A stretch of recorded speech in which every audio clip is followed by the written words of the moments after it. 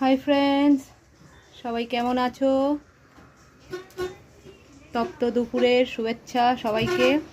কালকে একটু বৃষ্টি হয়েছিল বলে একটু ঠান্ডা ঠান্ডা ছিল, সকাল থেকে আবার সেই গরম। হাই, তুমি এগুলো কি করছো? আমার ছেলে সব রঙগুলোকে ভেঙে কি অবস্থা করেছে। তো আজকে যেহেতু রবিবার মোটামুটি সবার ঘরে একটু স্পেশাল কিছু রান্না হয়। তা আজকে চিকেন এনেছি, চিকেনটা একটু রান্না করছি। কালকে যেহেতু বরের জন্মদিন ছিল আর তার মধ্যে শনিবার ছিল, তা নিরামিষ রান্নাবাড়ি হয়েছে, তাই আজকে একটু ভাবলাম একটু চিকেন আনা যাক। তাই ওকে বললাম যে একটু নিয়ে আসো। তা আমরা এমনি মানে নর্মাল দোকান থেকে যে চিকেন কাটা বিক্রি হয় সেটা আনি না, আমরা হরিণঘাটার যে চিকেনটা আছে তা প্যাকেট করে বিক্রি হয় সেটাই আনি, সেটাই খাই সব সময়। চিকেনটা বেশ ভালোও হয়, নরমও হয়। পেঁয়াজটা হালকা ভাজা হয়ে গেছে, দিয়ে দিলাম একটু টমেটো, দিয়ে দিলাম। এবার দিয়ে দেব, এখানে বেটে রেখেছিলাম একটু রসুন, একটু আদা আর লঙ্কা, কাঁচা লঙ্কা।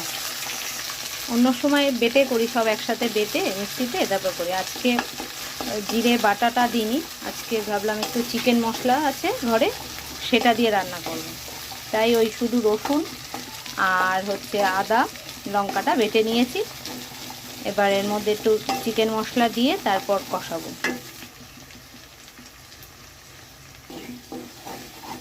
মশলাটা দিয়ে একটু কষিয়ে নিই, দাঁড়ান একটু লঙ্কার গুঁড়ো দিই অল্প করে, তাহলে বেশ কালারটা ভালোই আসবে।